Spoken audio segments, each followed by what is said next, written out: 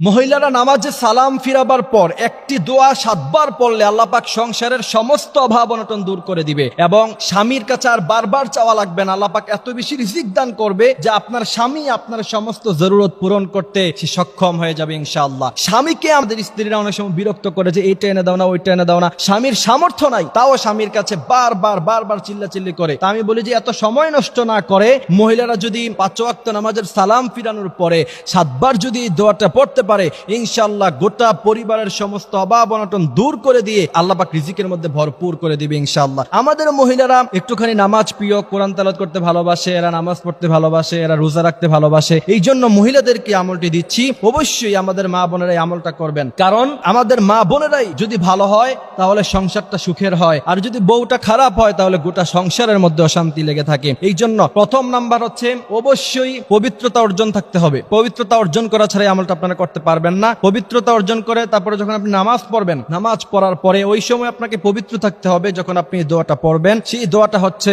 7 বার করে পড়বেন 5 ওয়াক্ত নামাজের পরে। ইয়া কাদিয়াল হাজাত, ইয়া কাদিয়াল হাজাত, স্পষ্টভাবে শুদ্ধভাবে লিখে নেবেন ইয়া কাদিয়াল হাজাত। এটা সুন্দরভাবে মুখস্থ করে লিখে নিয়ে তারপর ইনশাআল্লাহ আপনারা প্রত্যেক নামাজের পরে ইয়া কাদিয়াল হাজাত 7 বার করে পড়বেন এবং 3 বার পড়বেন আস্তাগফিরুল্লাহ রাব্বি মিন কুল্লি যামবি ওয়া আতুবু ইলাইহি লা হাওলা ওয়ালা কুওয়াতা ইল্লা বিল্লাহিল আলিয়্যিল আযীম। এই 3 বার আস্তাগফিরুল্লাহ পড়ার পরে ইয়া কাদিয়াল হাজাত পড়বেন। এরপরে দুরূদ ইব্রাহিম পড়বেন, দুরূদ শরীফ পড়বেন সাল্লাল্লাহু আলাইহি ওয়াসাল্লাম। নবী করিম সাল্লাল্লাহু আলাইহি ওয়াসাল্লাম বলেন, মান সাল্লা আলাইয়া ওয়াহিদাতান সাল্লাল্লাহু আলাইহি আশারা। যেই ব্যক্তি একবার আমার উপরে দুরূদ পড়ে, আমি আল্লাহ পাক তার উপরে 10 বার রহমত নাজিল করি। সুবহানাল্লাহি ওয়া বিহামদিহি সুবহানাল্লাহিল আযীম। এই জন্য অবশ্যই এই দুরূদ পড়ার পরে যখন আপনার উপরে রহমত নাজিল হবে, তারপরে ইয়া কাদিয়াল হাজাত 7 বার পরে এরপরে আপনি আল্লাহর কাছে চাইবেন।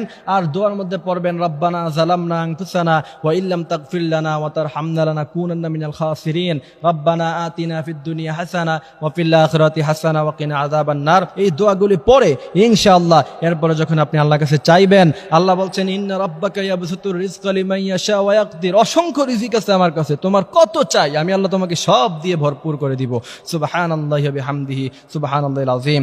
আল্লাহ পাক আমাদেরকে আমলগুলি করার তৌফিক দান করুক, আমিন।